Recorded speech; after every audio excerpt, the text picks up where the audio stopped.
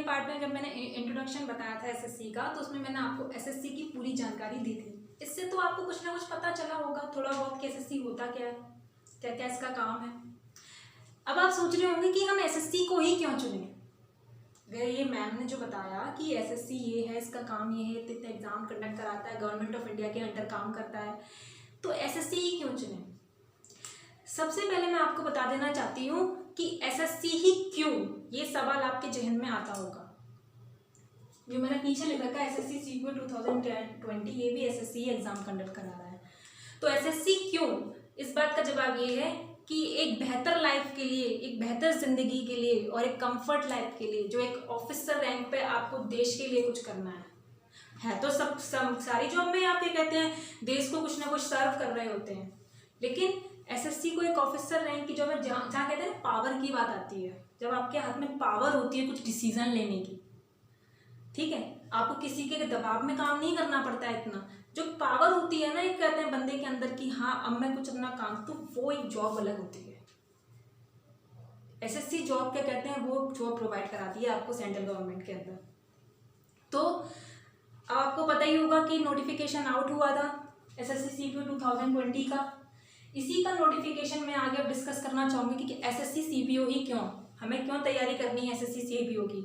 तो वो इसलिए क्यों, जब हमें देश को कुछ सर्व करना है एज ए फोर्स में ज्वाइन करके।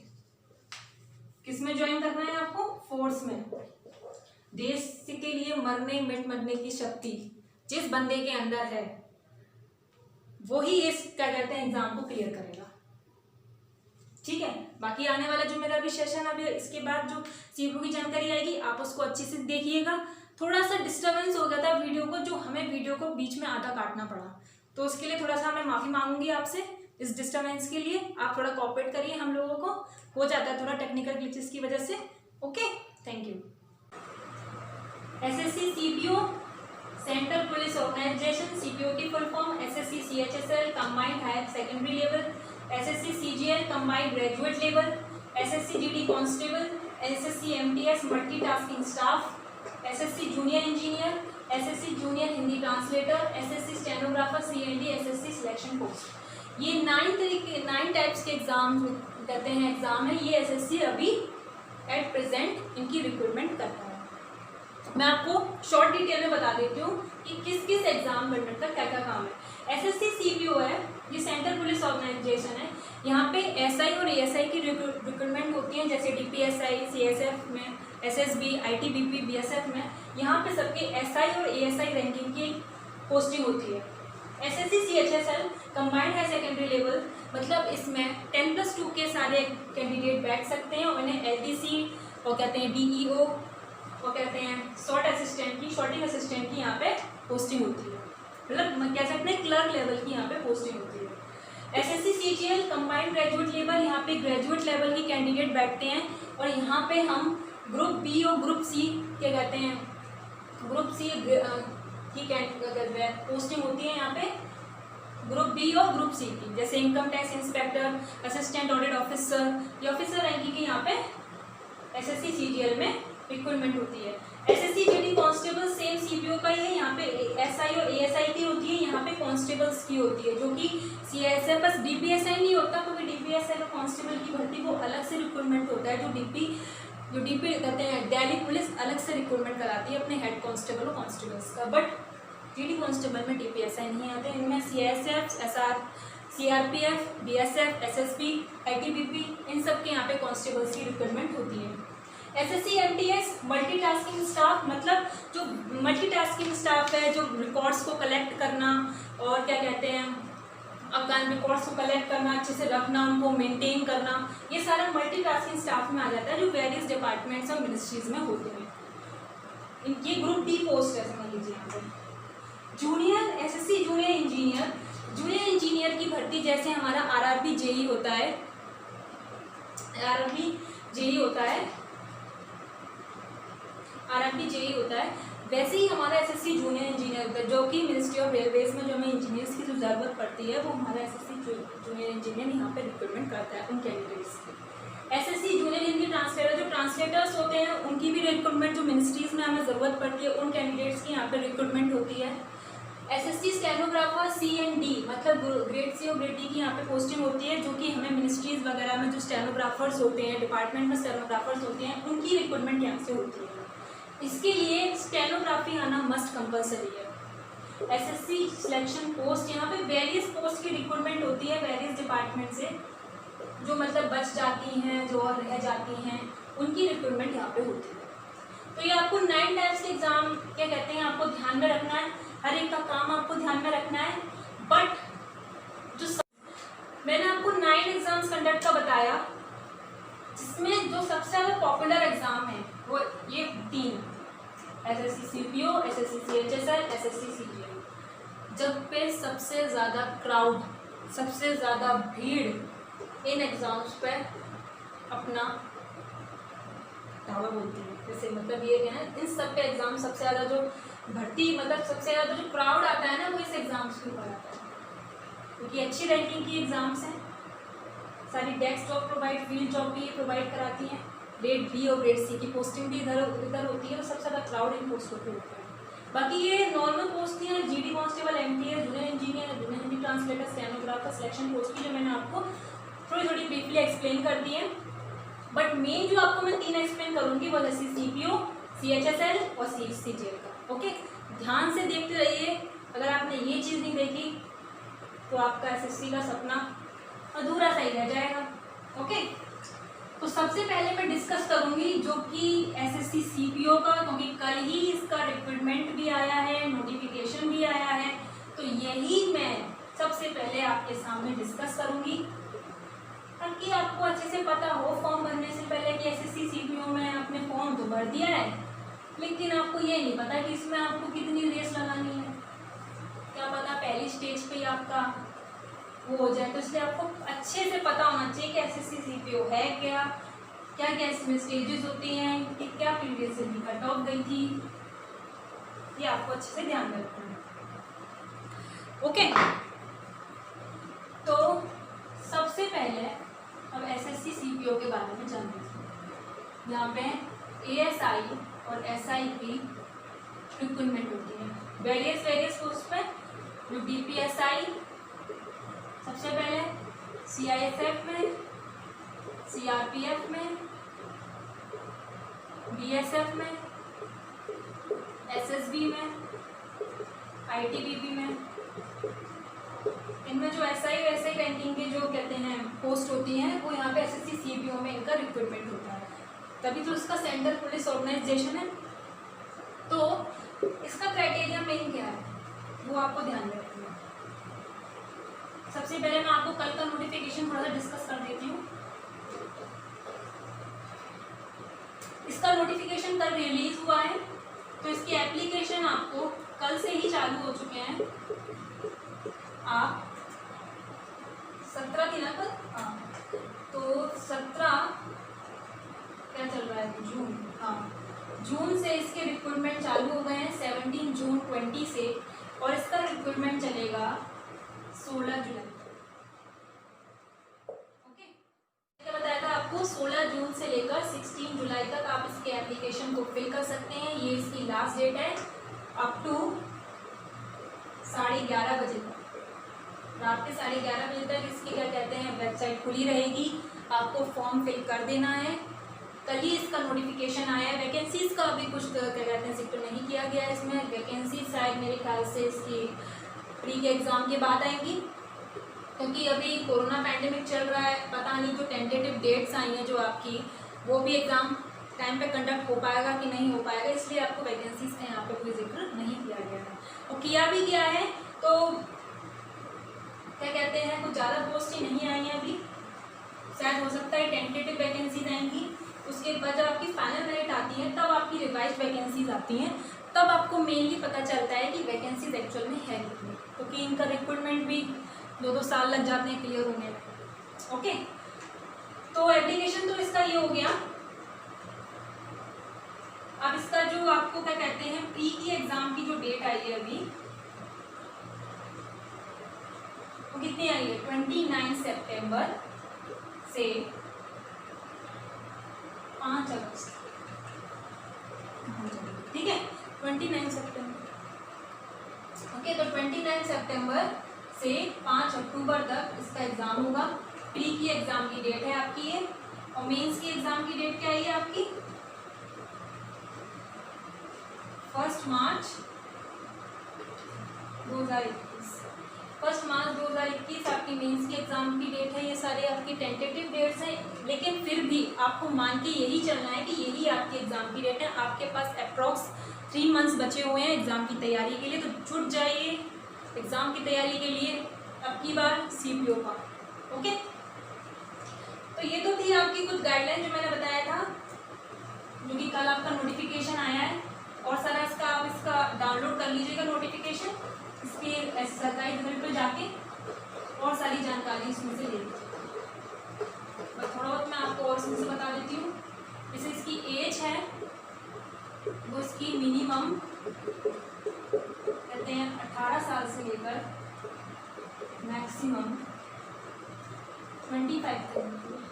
इसकी जो एज है वो 20 से लेकर 25 इसकी मैक्सिमम एज कहते हैं। मैक्सिमम एज है 25। ये यूआर के लिए मतलब जनरल कैटेगरी के लिए, और ओबीसी के लिए हमें 3 इयर्स को, एससी एसटी के लिए हमें 5 इयर्स का रिलैक्सेशन दिया गया है। तो ये तो आपको ध्यान में रखना है। एलिजिबिलिटी क्राइटेरिया आपको क्या देखना है, एलिजिबिलिटी क्राइटेरिया आपका क्या है, बैचलर डिग्री होनी चाहिए आपके पास, बैचलर डिग्री होनी चाहिए, ठीक है।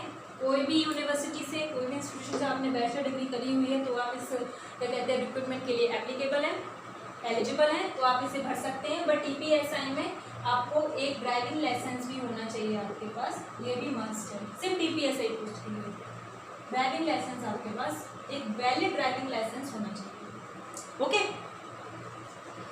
तो ये तो थी आपका एलिजिबिलिटी क्राइटेरिया, एज बताई मैंने आपको। अब इसका हम एग्जाम का पैटर्न देखते हैं। ये सब तो हमें पता चल गया कि इसका एज क्या है, क्या क्या हमें चाहिए। एग्जाम का पैटर्न देखते हैं इसका।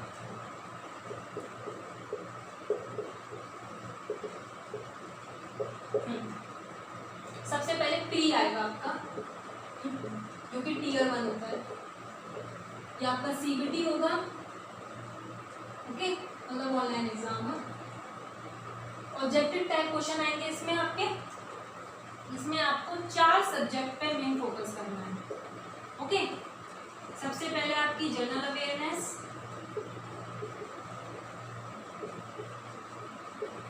और जनरल अवेयरनेस आती है, फिर उसके बाद जनरल इंटेलिजेंस,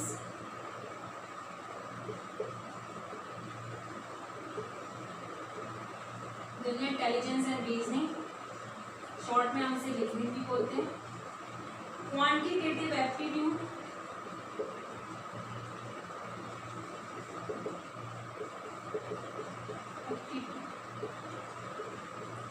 क्वांटिटेटिव एप्टीट्यूड और इंग्लिश कॉम्प्रिहेंशन।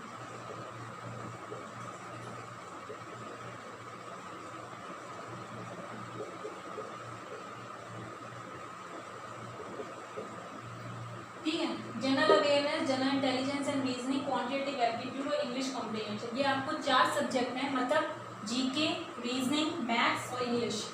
4 सब्जेक्ट को आपको मेन फोकस करना है, मेन पढ़ाई करनी है। तो सबसे पहले देखते हैं क्वेश्चन कितने आते हैं इसमें और मार्क्स कितने आते हैं। जनरल अवेयरनेस के इसमें 50 क्वेश्चन आते हैं, इसमें भी 50 आते हैं, इसमें भी 50 आते हैं और इसमें भी 50 आते हैं सीपीयू में। इनका मार्क्स भी यही रहता है, मार्क्स इसमें 50 क्वेश्चन 50 मार्क्स के, 50 क्वेश्चन 50 मार्क्स के, मतलब यही रहता है आपका कि 200 क्वेश्चन 200 मार्क्स के आते हैं, जो कि आपको टाइम पीरियड मिलता है 2 घंटे का। 2 घंटे का टाइम पीरियड मिलता है आपको एग्जाम को कहते हैं, एग्जाम आपको क्या कहते हैं क्वालिफाई करने के लिए। इसमें 2 घंटे का टाइम मिलता है। क्वेश्चन आपके इसमें 50-50 के सेक्शन में डिवाइड है, 200 क्वेश्चन 200 मार्क्स। बट इसमें हाँ ध्यान रखना है, आपकी सेक्शनल कट ऑफ नहीं जाती है, आपको फाइनल कट ऑफ से ही इसको पार करना पड़ता है, क्वालिफाई करना पड़ता है टीयर 1 को। जब आप इस टीयर 1 को क्वालिफाई कर लेंगे, जो कि कट ऑफ आएगी टीयर 1 की, उसके बाद मैं बता देती हूँ पिछली बार इसकी जो 2019 की जो कट ऑफ गई थी वो इसमें ध्यान रखना है, इसमें फीमेल और मेल दोनों की अलग अलग कट ऑफ निकल गई। तो यह ध्यान रखिए फीमेल की जो 2019 में जो कट ऑफ गई थी वो 104.33 लगभग कुछ थी। पॉइंट के बाद का डाटा मुझे ढंग से याद नहीं है, बट 104.33 ही गई थी। और मेल की 101.99 कुछ ऐसी ही गई थी, बट 101 के करीब ही गई थी। मेल की गई थी 2019 की कट ऑफ गई थी प्री की, ठीक है, प्री की कट ऑफ गई थी, ये आपको ध्यान में रखनी है। फीमेल की 104 गई थी और मेल की 101 गई थी। तो इतना मार्क्स आपको 200 में से लाने पड़ेंगे तब आपको प्री क्वालिफाई होगा। ये आपके मिनिमम मार्क्स है। ये मैं यूआर के बता रही हूँ, मतलब जनरल कैटेगरी के बता रही हूँ। ओबीसी और एससी एसटी की अलग कट ऑफ गई थी, तो कोई तो डिस्कस नहीं है मुझे, क्योंकि मैं खुद जनरल में आती हूँ तो मुझे जनरल कट ऑफ जाता है। ओके, तो ये तो था आपका टीयर 1। टीयर 1 आपको अच्छे से क्वालिफाई करना है। हाँ, इसमें और आपको एक बात और ध्यान रखनी है, इसमें नेगेटिव मार्किंग भी होती है। ये मैं आपको बता देती हूँ कितनी नेगेटिव मार्किंग होती है इसमें। जो नेगेटिव मार्किंग होती है वो 1/4 नेगेटिव मार्किंग होती है इसमें। ओके, ठीक है, मतलब आपका अगर एक क्वेश्चन गलत है, जो आपका एक क्वेश्चन सही है ना, उसमें से आपके 1/4 मार्क कैंसिल हो जाएंगे। मतलब जैसे आपका एक मार्क्स का है, यहाँ पे 1 मार्क्स का एक क्वेश्चन है, तो इसमें से आपकी 0.25 मार्क्स अपने आप ही कैंसिल हो जाएंगे सही में, अगर आपका एक क्वेश्चन गलत होता है।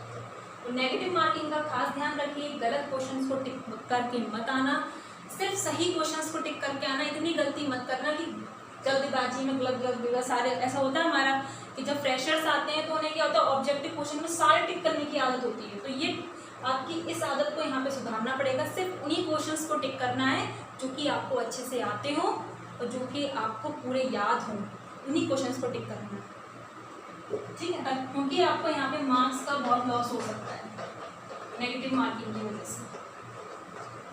ओके, तो ये जब आप टीयर 1 क्वालिफाई कर लेते हैं तो इसमें डायरेक्ट मेंस नहीं होता है, इसमें आपका फिजिकल टेस्ट होता है। फिजिकल टेस्ट होता है, ठीक है। इसके क्राइटेरिया भी अलग है मेल फीमेल की। इसमें आपके शॉर्ट पुट होते हैं, लॉन्ग जंप होती है, हाई जंप होती है, और क्या कहते हैं आपकी रेस होती है। वो आपके एलिजिबिलिटी क्राइटेरिया और कुछ स्टैंडर्ड है, वो आपको जब आप डाउनलोड करेंगे नोटिफिकेशन तो उसमें आपको पता लग जाएंगे। तो आपको फिजिकल टेस्ट इसमें पास करना पड़ता है, तब आप मेंस के लिए क्वालिफाई होते हैं इसमें। तो फिजिकल टेस्ट आपका इसमें क्वालिफाइंग है, इसके कोई मार्क्स नहीं होते हैं, ये सिर्फ आपको क्वालिफाई करना पड़ता है। ये आपके इसके कोई मार्क्स नहीं होते, इसलिए तो ये फाइनल मेरिट में काउंट नहीं होता है। जो आपकी फाइनल मेरिट बनती है सीपीओ की, वो टीयर 1 और टीयर 2 के मार्क्स से बनती है। बाकी जो फिजिकल टेस्ट है, मेडिकल टेस्ट है, स्किल टेस्ट है, टाइपिंग टेस्ट है, वो सब आपके क्वालिफाइंग होते हैं। ओके, तो अब आपका मेंस आ गया,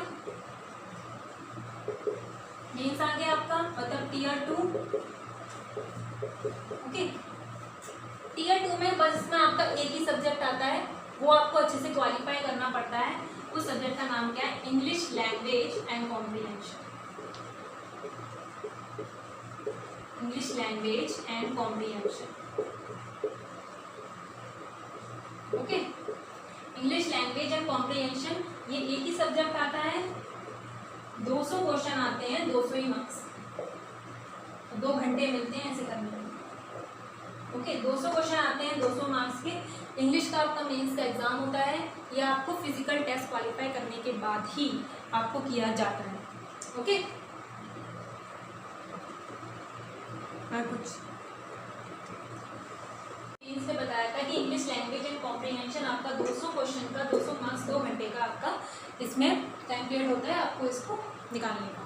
तो मेंस की भी कहते हैं आपकी अलग कट ऑफ निकलती है। जब ये कट ऑफ आप क्वालिफाई कर लेते हैं तब आपका सीधे आपका मेडिकल होता है, ठीक है, आपका मेडिकल होता है, क्योंकि फोर्स में आपको जाना है, मेडिकल इज मस्ट। ओके, इसके बाद आपको मेडिकल मेडिकल के लिए आपको क्वालिफाई होता है। आपकी जो मेरिट बनती है वो आपकी टीयर 1 और टीयर जो आपका 3rd होता है, जो कि आपका प्री और मेंस की कट ऑफ से आपका मेरिट बनती है। ये मेडिकल भी आपका जो होता है वो क्वालिफाई होता है। लेकिन हाँ, क्वालिफाई करना ज़रूरी है। अगर इसमें आप फेल हो गए तो पूरे प्रोसेस से बाहर हो जाएंगे। फिर आपको शुरुआत से आपके नेक्स्ट ईयर का आपको इंतज़ार करना पड़ेगा, वैकेंसीज का इंतज़ार करना पड़ेगा, तब आपको फॉर्म फिल करना पड़ेगा, कोई लंबा प्रोसेस। तो मेडिकल में भी आपको पहले, अगर इस फॉर्म को फिल करने से पहले मैं आपको ज़रूरी गाइडलाइंस देना चाहूँगी कि आप अपनी मेडिकल फिटनेस का भी ज़रूर ध्यान रखें। आप ज़रूर ये देख लीजिए कि आपके कहते हैं शरीर में कोई दिक्कत तो नहीं है, कहते हैं ना, आपको कोई पैर फ्रैक्चर तो नहीं है, या फिर कोई आपके टैटू वैटू तो नहीं बना हुआ है, या फिर आपको नॉक नी वगैरह प्रॉब्लम, आप रेस अच्छे से कर सकते हैं कि नहीं कर सकते हैं, फ्लैट फुट वगैरह, आप अच्छे से बारीकी देखने के बाद ही आप इस फॉर्म को फिल करें। इसलिए होता क्या है ना, आप फॉर्म को फिल कर तो देते हैं, सोचते हैं कि नहीं निकल जाएगा, ये हो जाएगा। जब आप इस स्टेज पे आके निकलते हैं ना, बहुत दुख होता है इस स्टेज पे आके। ये चीज़ मैंने महसूस की। मैं भी एक बार मेडिकल में, मेरे कहते हैं एक छोटी सी चीज़ थी, अनवांटेड चीज़ थी, बट वो फेल हो गया था वहाँ से। बट नेक्स्ट ईयर ही मैंने भी एसएससी का एग्ज़ाम निकाला, मैंने भी मेडिकल क्वालिफाई किया। तो ये चीज़ मुझे पता है, इसलिए मैं आपको बोल रही हूँ कि आपको मेडिकल फिटनेस आपकी बहुत ज़रूरी है। मेडिकल को आप अच्छे से क्या कहते हैं ध्यान में रखकर ही आप सीपीओ का एग्ज़ाम दिए, क्योंकि आप टीयर 1 क्वालिफाई करा, फिजिकल क्वालिफाई करा, क्या कहते हैं आपने टीयर कहते हैं मेंस क्वालिफाई कहते हैं ना, आप इस मेडिकल में रह गए। ताकि आपको पता थी कि ज्वाइनिंग बस आपकी जो जॉब है बस थोड़ी ही दूर थी। ओके, तो मेडिकल का जरूर ध्यान रखिए। उसके बाद आपके मेडिकल क्वालिफाई करने के बाद आपकी फाइनल मेरिट तैयार होती है। ओके, फाइनल मेरिट तैयार होती है जो कि आपकी टीयर 1 और जो आपकी टीयर 2 से निकलती है। मतलब टीयर 2 का मतलब यहाँ पे फिजिकल नहीं है, यहाँ पे प्री और मेंस, इससे आपकी मेरिट तैयार होती है। जो कट ऑफ निकलती है आपकी फाइनल मेरिट की, वही आप में कहते हैं उसमें से आपको क्वालिफाई करना पड़ता है, तभी आप क्या कहते हैं सीपीओ के लिए सिलेक्टेड होंगे। मैं आपको 2018 की कट ऑफ के बारे में बता देती हूँ कि फाइनल मेरिट क्या आई थी 2018 में, मेल की और फीमेल की, इसमें अलग अलग आती है। मुझे क्या कहते हैं जनरल की ही पता है, ओबीसी और क्या कहते हैं एससी एसटी की थोड़ी नीचे ही होती है इनसे। तो जो मेल की कट ऑफ आई थी वो 300.15 कुछ ऐसी आई, 300.15 आई थी, और जो क्या कहते हैं फीमेल की आई थी वो 286.8 समथिंग कुछ आई थी। जो पॉइंट के बाद का डाटा मुझे एग्जैक्ट याद नहीं है, बट मुझे ये डाटा पूरा पक्का याद है कि मेल की कट ऑफ 300.15 और फीमेल की कट ऑफ 286.8 ही कहते हैं 2018 की कट ऑफ थी। तो ये आपकी समझ लीजिए किससे बनती है, 400 में से, टीयर प्री के मार्क्स प्लस मेंस के मार्क्स, 400 में से आपको इतने मार्क्स लाने पड़ेंगे, तब आप सीपीओ के लिए सिलेक्टेड माने जाएंगे। और इसमें ये ध्यान रखिए, इसमें फोर्स वाइज कट ऑफ भी निकलती है। जैसे डीपीएसआई की अलग कट ऑफ आएगी आपकी, डीपीएसआई की अलग आएगी, सीआईएसएफ की अलग आएगी। डीपीएसआई की सबसे हाईएस्ट कट ऑफ निकलती है, जो क्योंकि डीपीएसआई बहुत कम पोस्ट निकालता है और सबसे ज़्यादा लोगों की पसंद भी डीपीएसआई ही होती है। जैसे डीपीएसआई की सबसे ज़्यादा पोस्ट निकलती है, ज़्यादा कट ऑफ निकलती है, और सीआईएसएफ की भी, उसके बाद फिर सीआरपीएफ, बीएसएफ, एसएसबी, इन सब की भी कट ऑफ फोर्स वाइज निकलती है। फोर्स वाइज कट ऑफ का निकलने का मतलब क्या है, आपके जब आपको ये मेडिकल होगा ना, मेडिकल के बाद आपको क्या कहते हैं एक फॉर्म फिलअप कराया जाएगा, जिसमें आपको फोर्स की क्या कहते हैं एक सीक्वल भराया जाएगा कि आपको सीक्वेंस भरना है, पोस्ट प्रेफरेंस भरनी पड़ेगी आपको। जैसे आपको कौन सी पोस्ट प्रेफरेंस, पहले नंबर पर कौन सी, दूसरे नंबर पर कौन सी, तीसरे नंबर पर भी कौन सी, ये आपको पोस्ट वहाँ पे फिल करनी पड़ती है।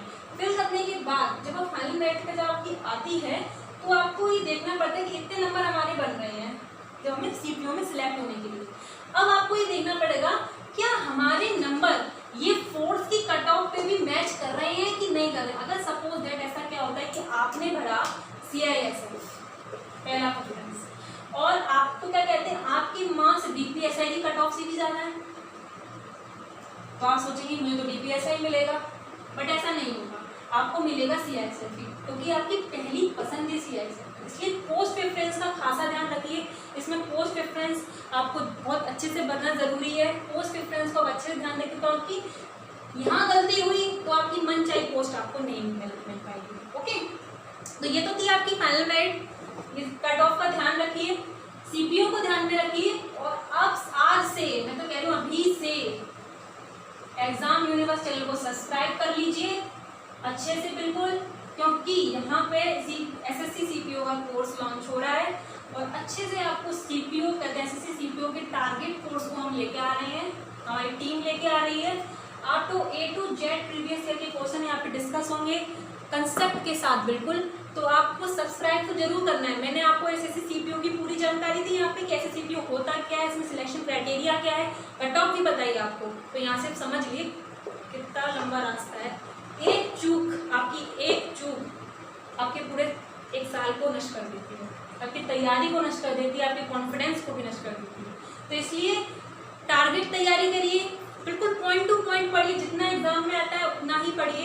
ये नहीं कि आपने पढ़ कुछ ज़्यादा लिया, आता ही बिल्कुल अलग है। तो वो सीक्वेंस वाइज क्या कहते हैं, आपको तैयारी करनी है, अच्छे से याद करना। एग्जाम न्यूज़ चैनल को आप सब्सक्राइब जरूर कर लीजिए, लाइक शेयर और कमेंट तो ज़रूर करिए। और कल से आपका कोर्स मैं लेके आ रही हूँ, आपको मैथ्स और साइंस लेकर मैं आपको पढ़ाने आऊँगी।